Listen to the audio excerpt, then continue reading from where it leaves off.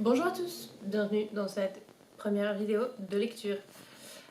On va voir aujourd'hui une lecture de Britannicus, donc pièce écrite par Racine. Elle date de 1669. Pour vous remettre un peu dans le contexte, Britannicus, c'est le nom d'un des personnages dans la pièce. C'est le fils de l'empereur Claude qui est décédé. L'empereur Claude s'est marié d'une deuxième union avec Agrippine. Donc Agrippine n'est pas la mère de Britannicus, d'accord? C'est sa belle-mère. Agrippine, elle, d'une précédente union, a eu un fils qui se nomme Néron. Néron et Britannicus ne sont donc pas frères de sang, mais par alliance.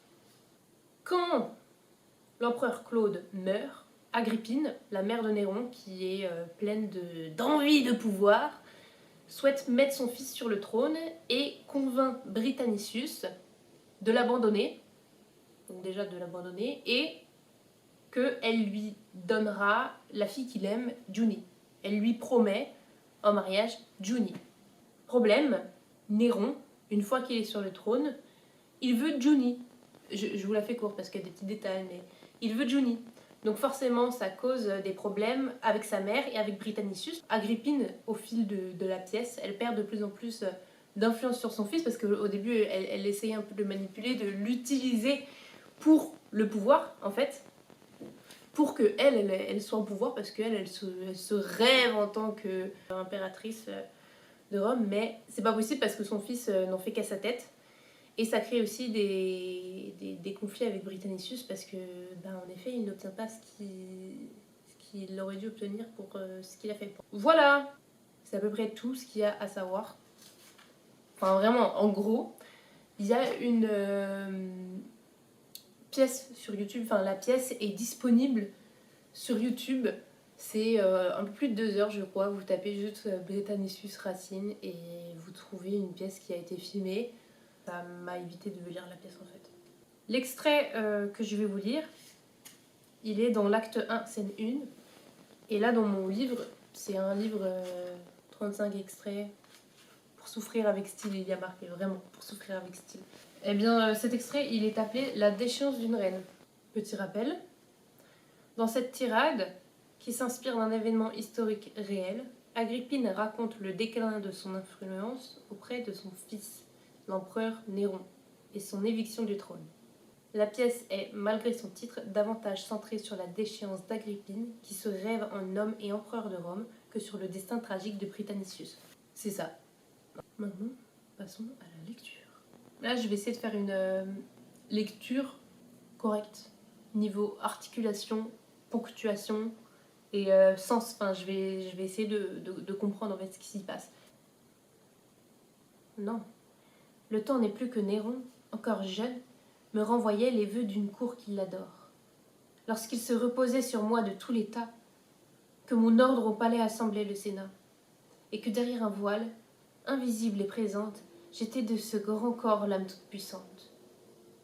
Des volontés de Rome alors mal assurées, Néron de sa grandeur n'était point enivré. Ce jour, ce triste jour, frappe encore ma mémoire, où Néron fut lui-même ébloui de sa gloire. Quand les ambassadeurs de tant de rois divers vinrent le reconnaître au nom de l'univers. Sur son trône, avec lui, j'allais prendre ma place. J'ignore quel conseil prépara ma disgrâce. Quoi qu'il en soit, Néron, d'aussi loin qu'il me vit, laissa sur son visage éclater son mépris. Mon cœur même en conçut un malheureux augure. L'ingrat, d'un faux respect colorant son injure, se leva par avance, et courant m'embrasser, et m'écarta du trône où je m'allais placer.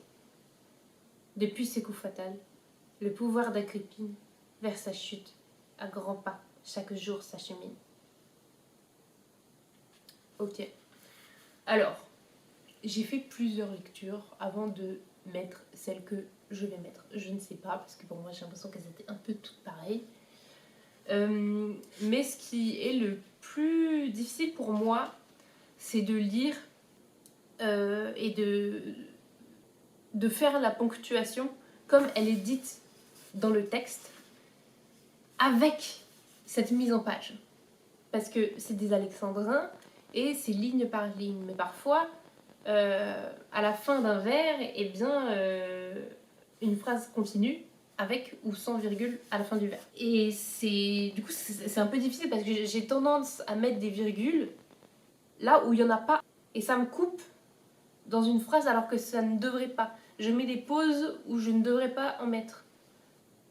Voilà. Je dirais que c'est la principale difficulté que je ressens. Après, j'aime bien cet exercice. Je trouve ça difficile, mais j'aime bien. C'est pas parfait, mais le but, c'est pas de faire quelque chose de parfait parce que j'y arriverai pas et je tiendrai pas de faire des textes comme ça tous les jours si c'était parfait. Je préfère faire avec une bonne intention un texte tous les jours plutôt que travailler un texte pendant une semaine et le faire parfaitement. Mais en fait, ce sera jamais parfait parce que j'ai pas le niveau pour que ce soit parfait.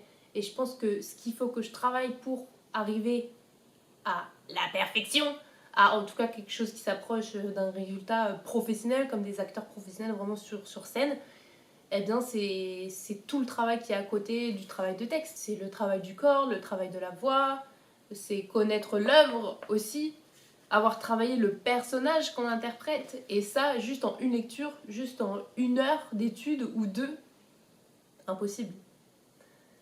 Donc voilà, et puis le but pour moi de cet exercice, c'est aussi de découvrir les textes. Cet exercice de lecture, de poster sur YouTube, ça me met des échéances, des obligations entre guillemets pour découvrir des textes. Parce qu'il faut que je découvre des textes, même si je lis pas les œuvres en entière, c'est pas grave parce que je sais au moins qui est Agrippine, qui est Néron, qui est machin machin dans telle œuvre.